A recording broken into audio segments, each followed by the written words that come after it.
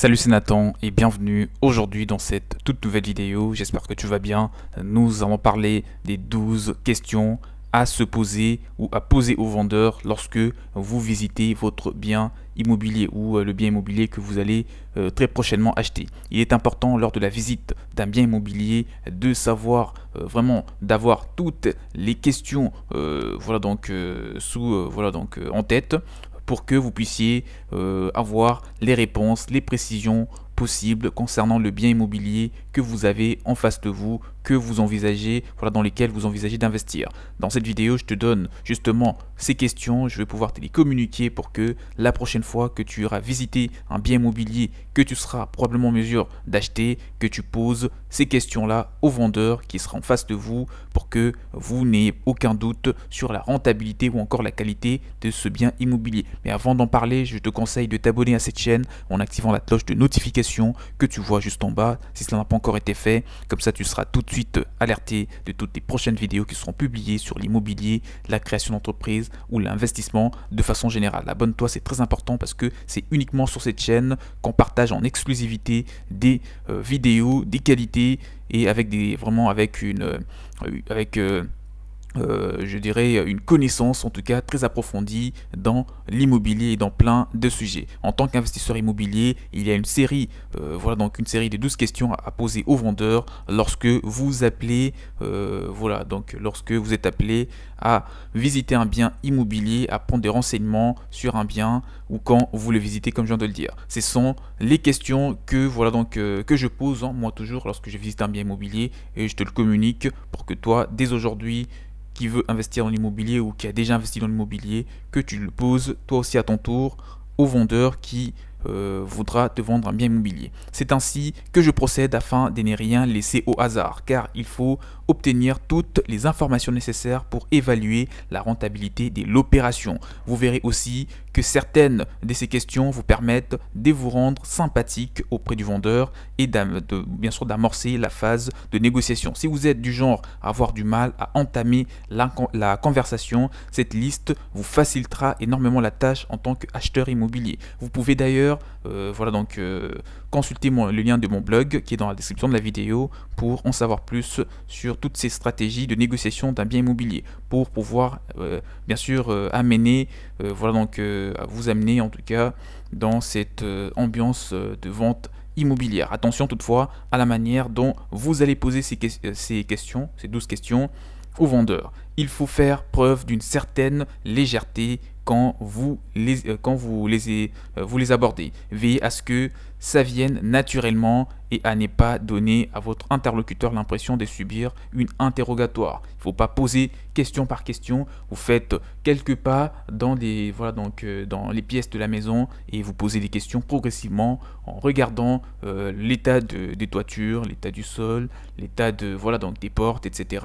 Et lentement mais sûrement, vous avancez dans toutes ces questions. Et de manière générale, à savoir faire la conversation est une bonne compétence à avoir quand on est investisseur immobilier. Cela permet d'églaner plus facilement des informations, de vous rendre sympathique et de développer des liens avec différents professionnels à avoir dans votre équipe comme les agents immobiliers. Sans plus tarder, nous allons rentrer dans les vifs du sujet, les questions à poser aux vendeurs pour obtenir des informations sur les biens immobiliers que vous allez potentiellement probablement acheter. La première, c'est pourquoi les biens est-il en vente? Pourquoi maintenant? D'accord? Pourquoi vous vendez ce bien maintenant? Cette question permet d'obtenir des éléments de contexte général. La deuxième partie de la question, pourquoi maintenant, est très importante aussi. Il faut vraiment essayer de creuser pour comprendre ce qui se passe. Voilà pourquoi la maison est en vente. Cela vous donnera des billets dans la négociation. Imaginez quand vous répondez que le propriétaire vend pour cause de déménagement. Certes, mais on peut déménager et garder le bien quand même.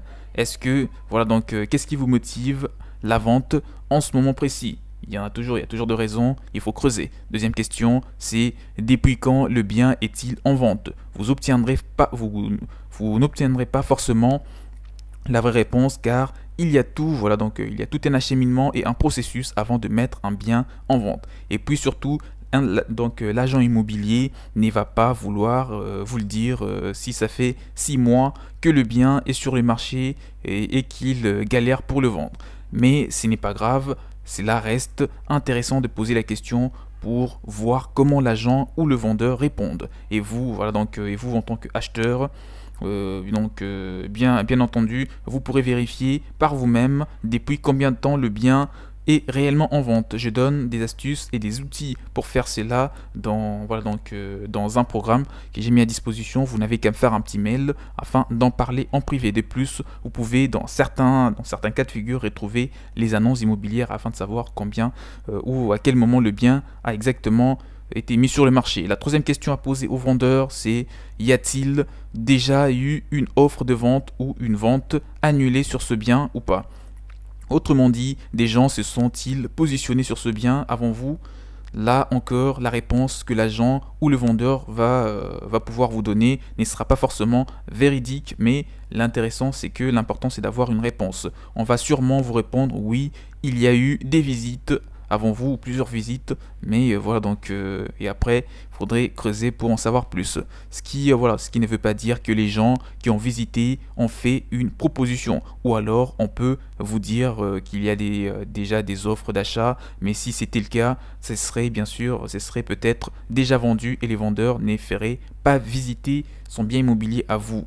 Encore une fois, il ne va pas s'amuser à perdre son temps. Malgré tout, il faut poser la question afin d'avoir toutes les réponses possibles. Encore une fois, ça permet de juger, de la qualité et de la relation que vous pouvez avoir avec la personne. Et éventuellement, cela vous permet de savoir comment vous positionner. La quatrième question à poser au vendeur lors de la visite d'un bien immobilier, c'est des quand date l'électricité, la plomberie, la façade ou même la toiture du bien. Ce sont les 4 éléments qui coûtent les plus cher dans un bien immobilier. Retiens ces éléments, c'est l'électricité, la plomberie, la façade et la toiture.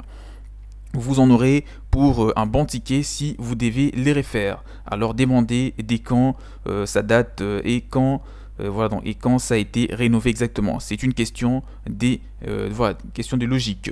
Si la toiture a 20 ans et qu'elle n'a jamais été retouchée, vous pouvez en déduire que vous aurez sûrement quelque chose à mettre sur la table dans les 5 ans à venir, ou même tout de suite après avoir acheté un bien immobilier. Il ne faudra peut-être pas tout refaire, mais il y aura du remaniement lorsque vous allez pouvoir acheter un bien immobilier, que ce soit pour des tuiles ou des ardoises à changer. Ça pourrait sûrement arriver. Vous pouvez donc vous servir de cette information pour négocier par la suite sur les prix du bien immobilier. La 5e question à poser, c'est: depuis combien de temps possédez-vous ce bien? La réponse vous donnera une indication sur l'antériorité, à savoir si les vendeurs a remboursé tout ou partie de son emprunt immobilier. Partons du principe que le vendeur ait fait un prêt sur 20 ans. S'il vous répond qu'il est propriétaire depuis 15 ans, vous pouvez raisonnablement penser qu'il a remboursé essentiellement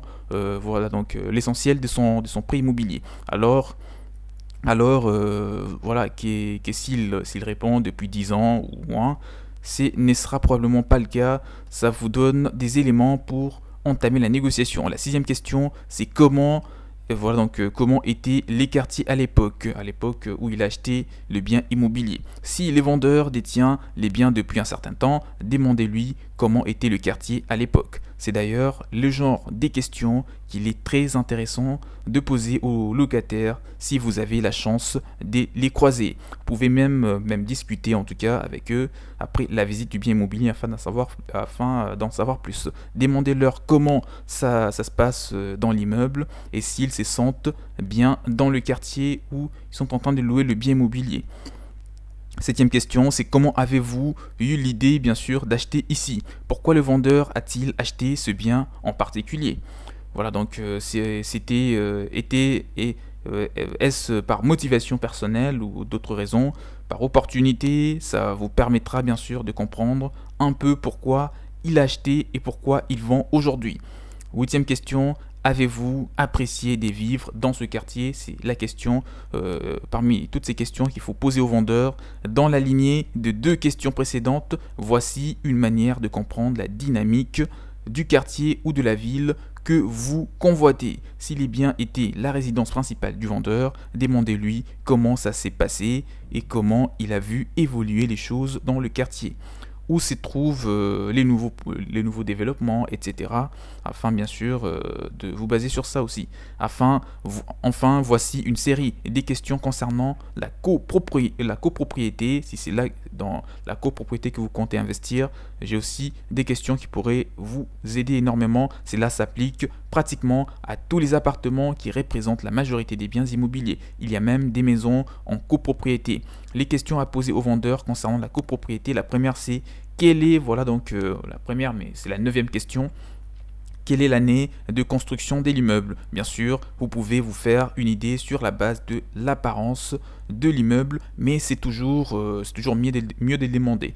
Sachant que plus l'immeuble est ancien, moins la qualité des constructions est au rendez-vous. Il y a des exceptions bien sûr à cette règle. On dit par exemple que dans les années 70 et 80, c'était surtout l'isolation phonique et thermique qui était négligée. Ainsi, on peut trouver une meilleure isolation sur des biens plus anciens que cela. Donc 10e question, c'est que comprennent les charges des copropriétés exactement?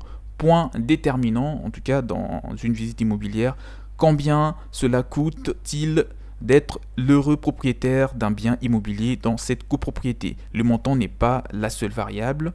Il faut surtout comprendre ce que comprennent les charges, toutes les charges. Souvent, quand on démarre, on se focalise sur le montant. On calcule bien sûr les rapports entre les montants des charges et la surface et on essaye de comparer surtout avec d'autres biens. En réalité, cette information n'est pas utile en tant que telle. Et voilà donc là on parle de la 10e question et la 11e question pour investir. Pour ceux qui envisagent d'investir dans une copropriété, c'est la suivante: y a-t-il des travaux prévus prochainement par la copropriété? Il y a les travaux qui sont parfois discutés depuis des années.